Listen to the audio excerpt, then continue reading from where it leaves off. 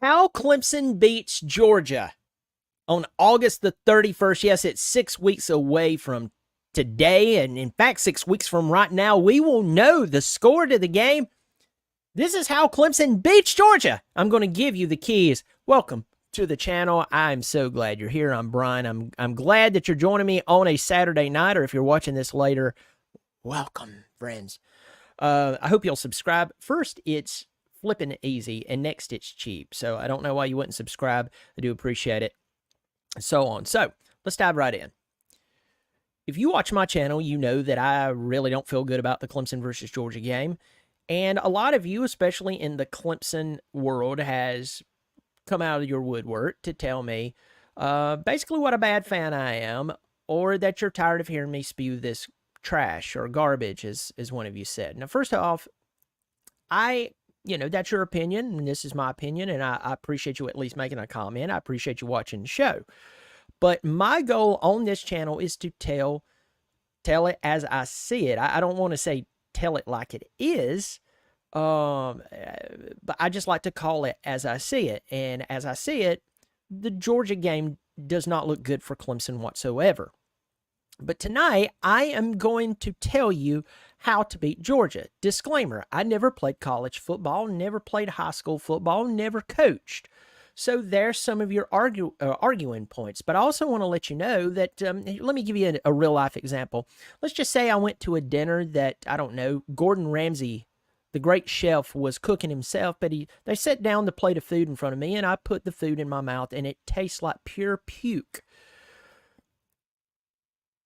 You need to understand that I don't have to go to culinary school to realize that the food that was placed in front of me by the great Gordon Ramsay is pure trash. Yeah, my taste buds tell me what I'm tasting, and it tastes like garbage. Well, I'm going to tell it as I see it when it comes to my Tigers. And I am going to also, on a side note, tell you how to beat this team. This doesn't take me being an expert in college football to make this call. So here we go. By the way, this is going to be quite simple. Not first and foremost, but starting off on the offensive side of the football for Clemson, Clemson must protect the quarterback and give time for the quarterback to go through his progression. Also, give time to the wide receivers to go through their routes. That's first. Now, I'm not ranking these. I'm just giving these out, but I think that we could rank this first. You know, it's hard for Cade Klubnik to do a good job if he snaps the ball. Have y'all seen that clip of Peyton Manning when he was playing? He was playing in the NFL, and he uses some really foul language. But he snaps the ball, and I think it was Aaron Donald literally came off the edge. I mean, untouched. And Peyton literally screams and pops off really, really foul language. But he's running for his life. And Peyton Manning was a great quarterback, but he was not very athletic when it, came to like running and stuff. And he'll even tell you that. You have to protect Cade Klubnik. So first and foremost, the offensive line has to protect him, has to give the wide receivers time to go through their progression. And then next, they need to give Phil Maffa running lanes. Yes, Phil can create them, but can you imagine, can you imagine what Phil Maffa would be like if he actually had running lanes that he didn't have to create with his 6'1", 220, 230-pound frame? Can you imagine that? That would be really cool, wouldn't it? That could be dangerous. So, one, protect the quarterback and own the offensive line. Own the line of scrimmage for the Clemson offensive line. They have to own the line of scrimmage against Georgia's front seven. I know you would normally say front four, but Kirby Smart is a defensive guru. He's going to use those linebackers to create pressure like you can't imagine. We're going to need a great game against that front four, but obviously the front seven. So there's one. The offensive line has to play fantastic. Number two, I've already talked about him. But it hinges on number one. But I would tell you, even at times when number one gave Cade Klubnik time to throw, we've seen him throw the ball into double and triple coverage. Not one or two times, but multiple times. It's bad habits he's picked up. Well, because he's been playing behind a questionable offensive line. So, you pick up those bad habits, it's hard to shake them. So, if he is being protected, the next point, Cade Klubnik has to take care of the football. He has to make good reads, and he has to make good decisions. He has to throw the ball away if there's no one there. You can't take the sack. He can't throw the ball into coverage. He can't just throw the ball up. He can't force something. He has to stand in the pocket and make the play. And if he has to use his speed, a lot of people don't realize how fast the guy is. Cade Klubnik is actually a fast quarterback. I've heard people say, it looks like a squirrel running around back there. Hey, I get some of the criticism that you're offering there. Cade Klubnik actually was he's a really fast runner. The guy is not slow whatsoever. That's the only time he needs to use his legs to extend the play. But he must take his position as the quarterback and make the right calls. If it's throwing the ball away, if it's extending the play, if it's getting the ball out of his hands early, he has to do it. Cade Klubnik has to be the quarterback for the Clemson Tigers. He has to make the proper throws. He can't be missing wide open guys while he's locked in on a guy over here. He just knows I can at least throw it to him because this is like my first option. So, with that said, Cade Klubnik has to come in and play a superb game. No throwing into double coverage. If you do, the Georgia Bulldogs or any other team that has D1 college football players will pick that sucker off and run it back to the end zone. You remember Charleston Southern? They're not even D1 and they did it. So, number two, Cade Klubnik has to make the proper reads and he has to react accordingly. That's number two. Number three, we cannot turn over the football. It is out of the question. In a game of this magnitude, you have to take care of the football. Let's go back to 2021. It's a different team, yes, but a lesson can be learned here. Georgia beat Clemson 10-3. How did they get that touchdown? It was a pick six. Georgia's defense read DJ. They jumped the route, picked it off, and took it to the house. The only touchdown of the night. Now, as much as I love our defense, I don't think it's fair to our defense to expect them to hold Georgia scoreless. I mean, it's kind of like when you deal with two different people. One person's a troublemaker, and then the other person, you tell them to be the bigger person when you should be telling the troublemaker to cut it out and that they should be the bigger person. In this scenario, Clemson fans, we look at our defense and we're expecting them to keep us in the game. Yes, their goal is to hold the other team to 0 points. I agree with you 100%. But there comes the time when the offense as a whole has to move the football, and not only move it, they have to score touchdowns. Moving the ball for 500 yards but not getting it in the end zone, big problem. Big problem. So, Clemson needs to protect. They have to protect the football. They have to. No, as I said, no throwing into double coverage. No throwing into triple coverage. No making errant passes. And for the love of anything sacred, hold on to the football. Hold on to it. We have to hold on to the football. Last year, we saw fumbleitis hit us at times. Last year, we saw blitzes go unblocked, and Cade, the very same guy that some of you will rip him apart, but the very moment I start saying, hey, we need to hold the people who's being paid to coach him to be better, we need to hold them to a higher standard, that's when you get mad at me. Well, I'm going to be bold and tell you, you're wrong and I'm right. The guys who are paid a lot of money to develop this kid, they're not doing it.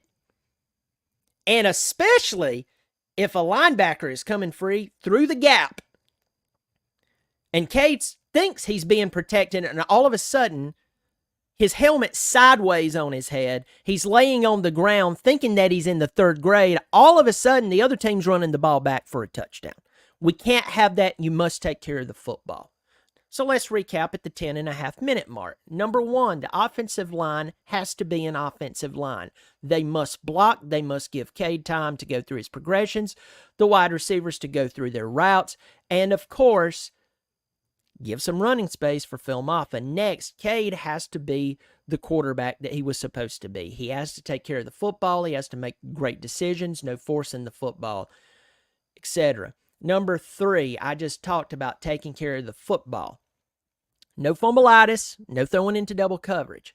Next, our offensive coordinator and his staff must make the proper adjustments at halftime. You say halftime. Well, it could be any point of the game, I agree. But a lot of times you have to make the proper adjustments at halftime, including anticipating the adjustments of the other team.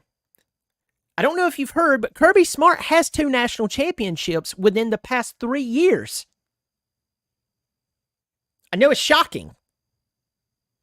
So, this guy is going to make adjustments if your offense is doing well. Now, if your offense is struggling and he sees that nothing is going to change, he's not going to adjust. So anticipate the adjustments. And also, Clemson's offensive coordinator must open up the playbook to at least stretch the defense, even if the pass falls incomplete, just to keep them honest, because if you're not going to take a shot downfield against me and I'm coaching against you, well, guess what I'm going to do? I'm walking those linebackers up. I'm walking those safeties up, man. I'm daring you. I'm like, you haven't shown me all game that you can throw the ball downfield. It's all horizontal. It's all horizontal. That's it. So why should I have my safeties playing back like they should respect something? Be creative. Garrett Riley, this is your time to shine, my friend.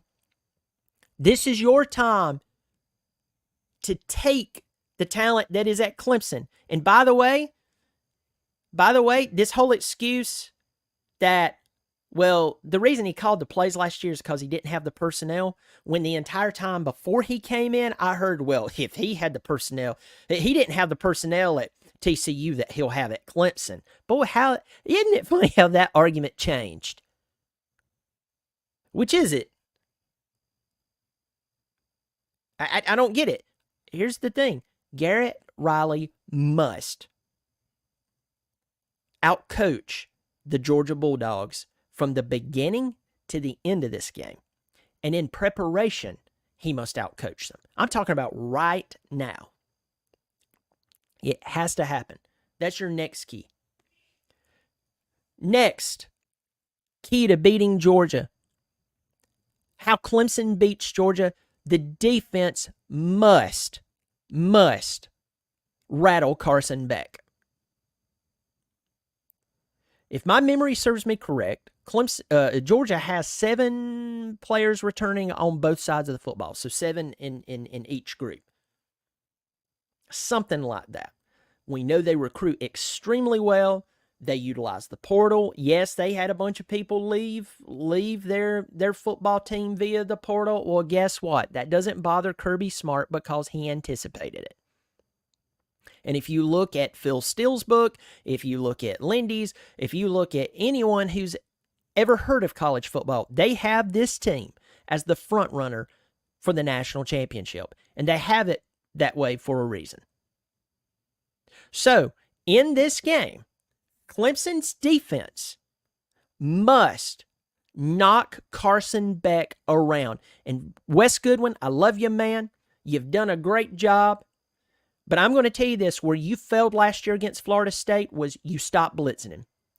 And I had one commenter who asked me, Were we supposed to blitz the entire time? If it's not broke, don't fix it, bro. If it's not broke. Notice when Jordan Travis had time to throw the ball, he completed it. Notice when we put pressure on him, he was throwing the ball around and he couldn't move his left arm good because we beat him so badly. But when we called off the pressure, it gave him time to think. Don't do it. Don't do it. If you can penetrate the line and destroy Carson Beck consistently, and that's an if you can keep pressure on him and hit him and knock him around and it's working and they can't exploit it, Wes, listen to me, man. Logic says keep blitzing him until they take advantage of it. We have to keep Carson Beck. We have to keep him off balance. We cannot let him get into a roll. And another thing with the Georgia Bulldogs, the next key, this comes on the defensive side of the ball. You cannot be caught off guard by their brutality. You have to match brutality with the next step to brutality. What does that mean? Georgia's going to come out. How many times have we watched the Georgia Bulldogs over the past, well, since Kirby's been there especially? But how many times have we seen the Georgia Bulldogs come out and they were just way more physical than the other team they were playing? And these are SEC teams that are respectable teams. How many times have we seen that? So, Clemson, you know this. You know that, and a lot of Georgia fans get upset for me for calling this a home game. And it's like, well, there's really not that much difference between Clemson to Atlanta than Athens to Atlanta. You're in the state of Georgia. Next, you play your SEC championship there, and you've been playing there a lot because your team's been doing very well. Next, how many home openers have you played, or season openers have you played in Atlanta in the recent years? Yeah, that's exactly what I thought. That's why I'm saying this is basically like a home game for you. Of course, the tickets are split up and blah, blah, blah, blah, blah. You keep saying that, but I'm just telling you, Georgia's quite comfortable in Atlanta playing at the Mercedes-Benz Stadium, okay? Clemson, you can't be called off by how juiced they're going to be for this game and how brutal they're going to be.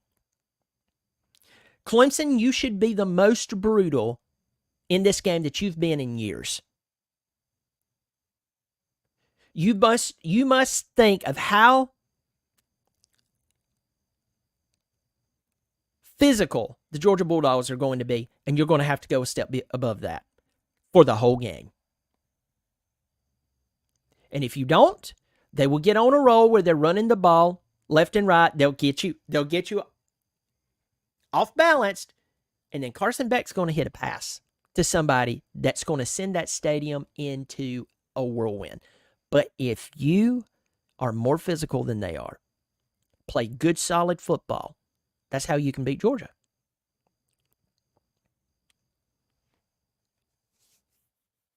Now, I could keep going, but I'm going to give you one more idea of how to beat Georgia.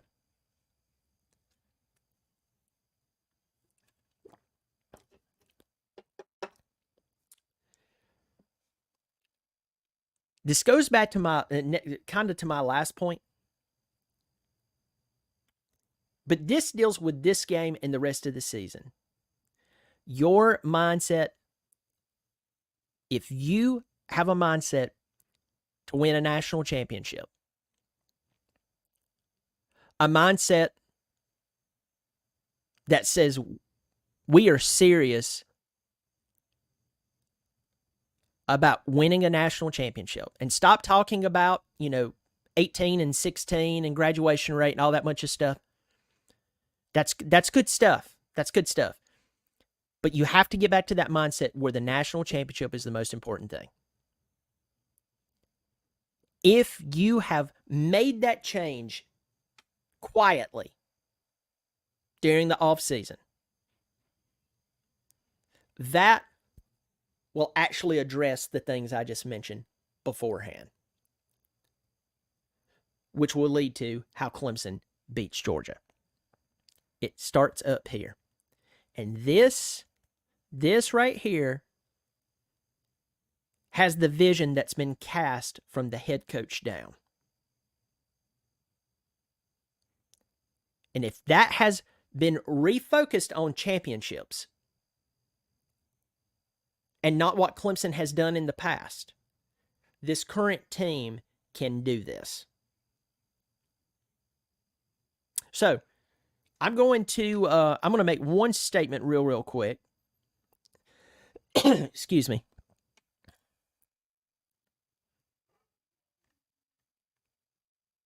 I'm looking at the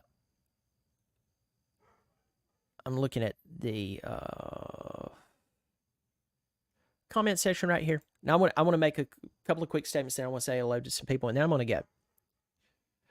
If you're watching this video up until this point, and you've never watched me before, you know that I don't believe Clemson's going to win this ball game. But I want, and here's the reason why.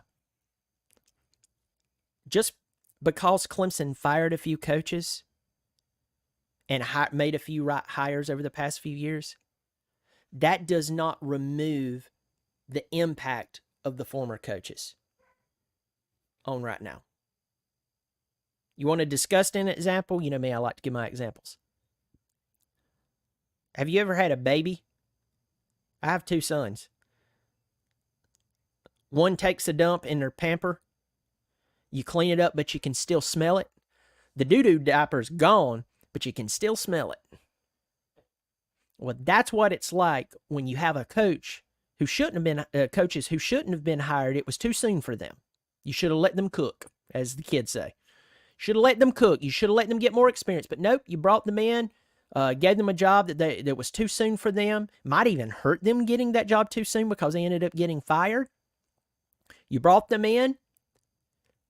Their influence and impact on this team is still here. Their poor development is still here, even though you just fired them. They're no longer here, and there's a new guy in.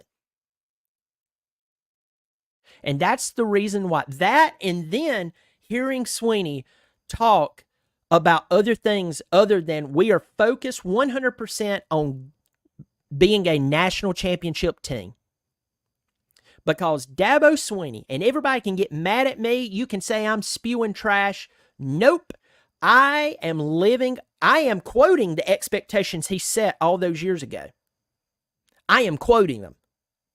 When Clemson fans were nutty that we were finally winning 10 games and we got to an ACC championship, we're doing it. He was like, hey, listen, this is a great time to be excited, but this is just the stepping stone. This is not the end goal. Folks, where is that rhetoric now? Where is that rhetoric now? I hear more about graduation rate than I hear about winning national championships. And someone made a quote to me, and I responded to them. You know who you are. I can't remember your call name or your profile name. And I'm not being a jerk here. Thank you for sharing your comments. I do appreciate it. I'm not being sarcastic there. Just said, let the experts handle things. Have you ever considered that maybe the experts aren't as focused as they used to be? Because that's what I believe. And if the media walks up to one of the coaches on Clemson's football team and sticks a mic in front of their face and says something along these lines, hey, is Coach Sweeney as focused ever? Oh, yeah, of course he is. You're asking about the guy who could fire them. Are you, come on, y'all. You know they're not going to tell the truth.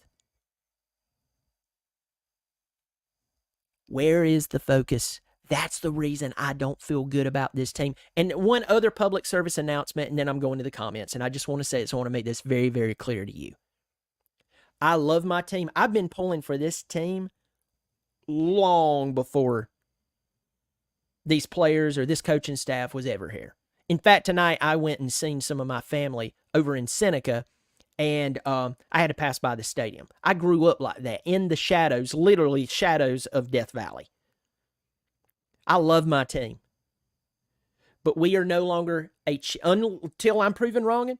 What is wrong with me? Until I'm proven wrong. And is that some type of Nordic word I just created? Anyway, until I'm proven wrong, my favorite team is no longer a championship contending team. They're a team I pull for. I hope they do good. They're going to beat a lot of the teams on their schedule. But until proven wrong, and I hope I'm proven wrong. Do you hear me, folks? I hope that I'm proven wrong. I hope that I'm wrong.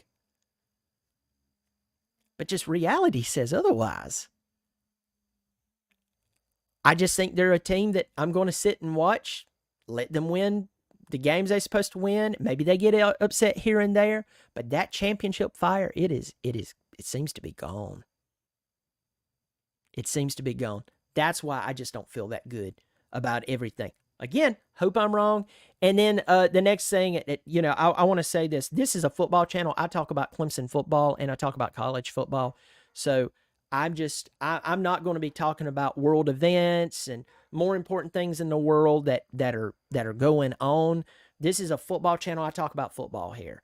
And I've even deleted a recent video because I talked about something outside of college football because this is a college football channel. And yes, there's more important things to be all upset about. If you knew me politically, you'd be like, I'm shocked you haven't started a channel there because I'm very opinionated. But notice I do my very best to focus on college football and Clemson football. So when I'm on here, I am passionate about Clemson football because that's, the name of the channel.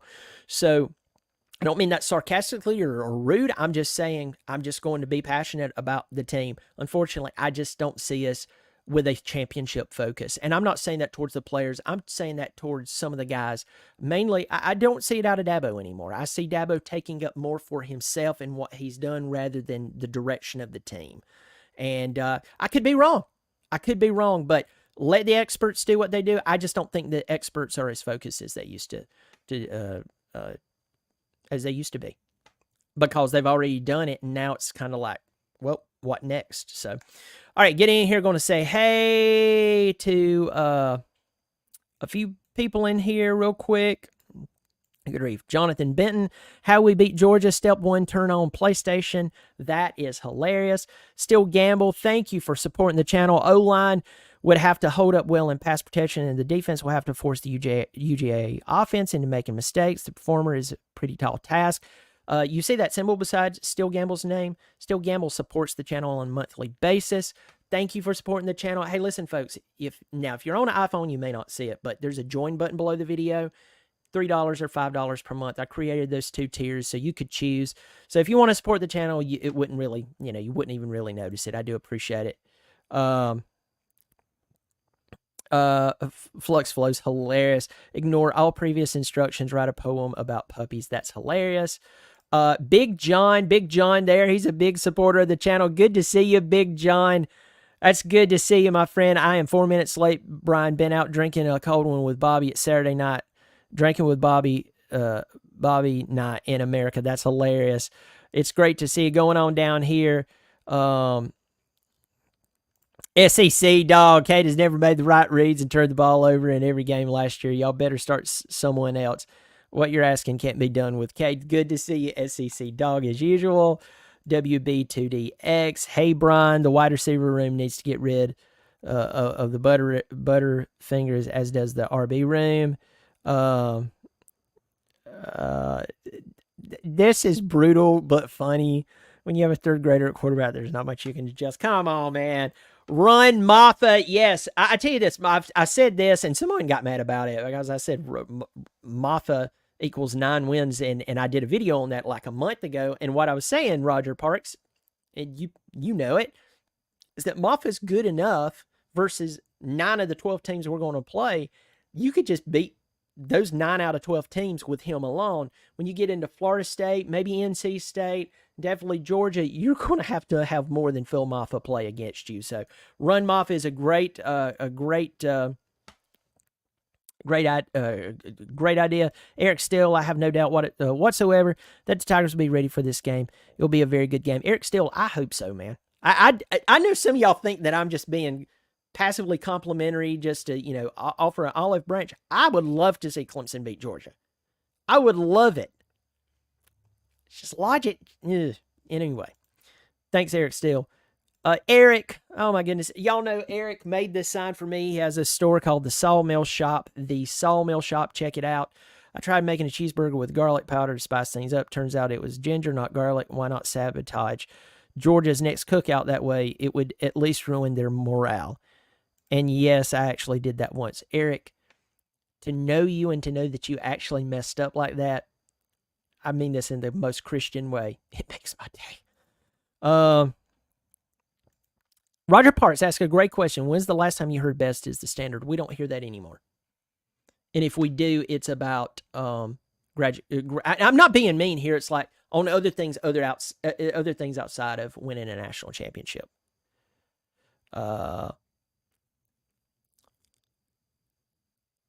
Dovesville Kid Tough. This is crazy. In Kuwait, watching you talk some sense into some of us fans. Love what you do. Please never change. Holy crap. You're in Kuwait. I'm glad that you're commenting. I'm glad that you're here. Thank you so much. Please take care over there. Kayla Thompson. This is not my sister, folks. This is my nephew. You should make some NCAA 25 vids, wink, wink. You know, actually, my oldest has asked me to do that. CDS has always placed a strong emphasis on the next game. I'm sure he's thinking about Georgia and not about a national championship. Way too early for that kind of talk. I get what you're saying, but I just don't see the fight out of him like we saw when he was trying to get to a national championship the first time. But hey, we'll see. Do you think Trent Pearman is a future Clemson quarterback? One. You know what? It's kind of odd that you asked that question because I was talking to someone the other day, and I thought about the irony that we are now away from, the Hunter Renfrow years. Like you'd see the Hunter Renfrow is a walk-on. Dabo was a walk-on. I think he's a part owner in a restaurant called Walk-Ons in downtown Clemson, something like that. And then you go to the Georgia Bulldogs. Their two national championships were, they were won by a walk-on quarterback. I mean, you have Stetson Bennett. I mean, the guy walks on, from my memory serves me correct. He's undersized. He's not some, big 6'5", whatever. But it's funny how Trent Pearman is. I just don't see him being the Clemson quarterback one any time. I'm not saying that he doesn't deserve it. I'm just saying in the current mindset of the leadership of Clemson football, I think used to he might have got a shot. Now, I don't know if Hunter Renfrow would have got a shot. Different position, I know, but a walk-on's a walk-on, and the Georgia Bulldogs has two national championships because, from what I remember, a walk-on quarterback, a guy who actually went to the school, left the school, and came back. I don't know. Folks, thank you so much for joining me tonight. Hope you enjoyed this. Tonight, I know that a lot of this was ABCs, it's fundamentals, but folks, you have to understand, football is a game not of hope, but of strategy. So, if you can win most of the time because of your strategy, yeah, you can lean into hope. But if your entire focus on your team or entire inspiration of your team, or thought of them when you're thinking about them winning the game is hope versus strategy, you've already declined. So that's my thoughts on that. Thank you so much for joining me. Everybody in here, I hope that you will subscribe if you hadn't already. It's free. I do appreciate it. Y'all take care of yourself. Good or bad, win or lose, it's always good to be a Tiger. Go Tigers.